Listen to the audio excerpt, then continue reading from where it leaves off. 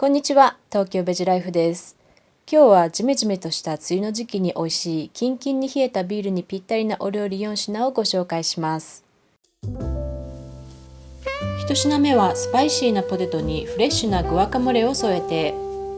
じゃがいもは4等分に切ります。オリーブオイル大さじ2、赤唐辛子の粉小さじ8分の1、ガーリックパウダー小さじ8分の1、パプリカ小さじ4分の1をよく混ぜ合わせます。じゃがいもをスパイスオイルでしっかりとコーティングし、塩少々をまぶしたら、230度に予熱したオーブンで30分ほど、じゃがいもに火が通り美味しそうに色づくまで焼きます。メキシカンの定番ディップグアカモレは、よく熟したアボカド2個を一口大に切り、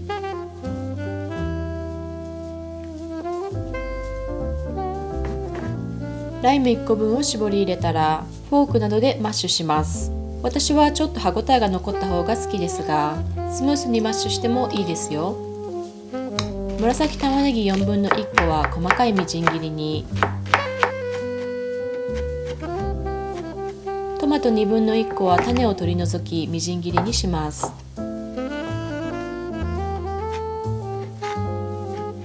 パクチーはざく切りに、グアカモレは通常ハレペーニョという唐辛子を入れますが、日本では手に入りにくいため、辛くより本場の味に近づけたい場合は青唐辛子を少し刻んで入れましょう。アボカドとすべての野菜を混ぜ合わせ、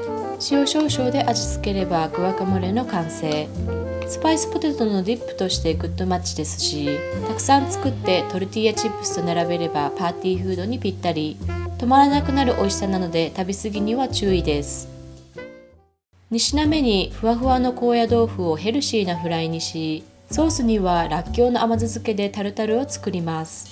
高野豆腐は水で3分ほど戻し、蒸し器で5分ほど蒸すか、電子レンジで 2,3 分加熱したら、流水で水が透き通るまでしっかり絞りながら洗います。この下処理をしておくと出来上がりがパサパサとせず、ふっくらとしますよ。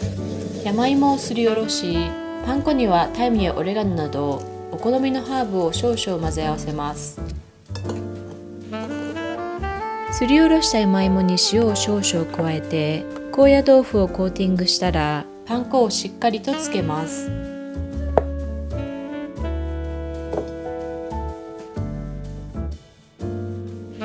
フライパンに多めの油を熱し、高野豆腐を全面こんがりと揚げ焼きにします。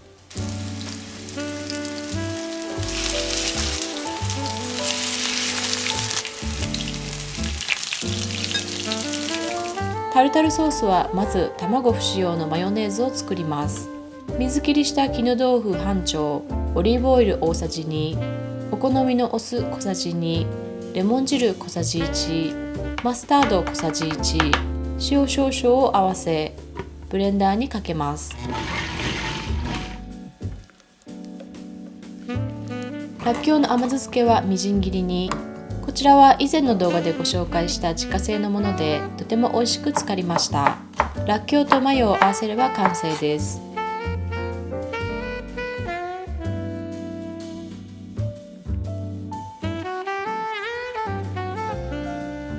高野豆腐のフライはヘルシーだけではなく、冷めても柔らかく美味しくいただけますよ。ビーガンマヨとらっきょうの甘酢漬けのタルタルはスパイスポテトのディップにも合いますし、余ったらサンドイッチに入れるのはいかがでしょうか。3品目はパニールティッカ風豆腐のマサラロースト。ティッカはインドのタンドリー料理で、一口大に切った食材をマサラソースでマリネしローストするもの。インドのカッテージチーズパニールのティッカがポピュラーですが、今回はお豆腐で作っていきます。豆乳ヨーグルト2分の1カップ、ターメリック小さじ8分の1、赤唐辛子の粉小さじ4分の1、ガラムマサラ小さじ2分の1、塩小さじ2分の1を合わせ、マサラマリネソースを作ります。水切りした木綿豆腐を一口大に切り、2分の1個分のレモン汁を絞りかけたら、マサラマリネソースを入れ、最低30分、できれば2時間ほど冷蔵庫でマリネします。マリネしたお豆腐からソースを軽く取り除き、オーブントースターで13分ほどこんがり焼けば完成。よりチーズ感を出したい場合は塩麹で3、4日漬けたお豆腐を使うのもおすすめですよ。最後にさっぱり系もペルーのセビーチェ風。セビーチェは白身魚のお刺身で作るマリネ。今回はお刺身こんにゃくを使って作っていきます。お刺身こんにゃくは切れていないタイプであれば一口大に切ります。紫玉ねぎ4分の1個を薄切りにして加え、ライム1個分を絞り入れます。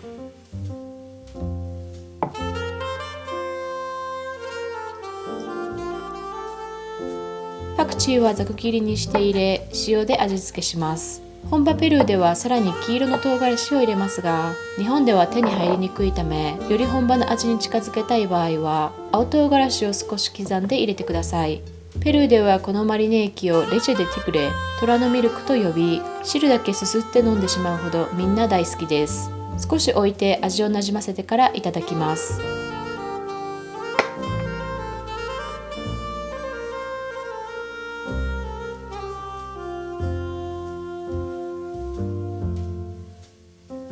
いかがだったでしょうか。今日は今の、そしてこれからの季節に美味しいキンキンに冷えたビールにぴったりなお料理4品をご紹介しました。単品ではもちろんメキシコ、日本、ペルー、インドとそれぞれが違う味わいでぶつからないので、4品揃えてみんなでクラフトビールを持ち寄ってビールパーティーにしても楽しいですね。ぜひお試しください。それでは See you next time!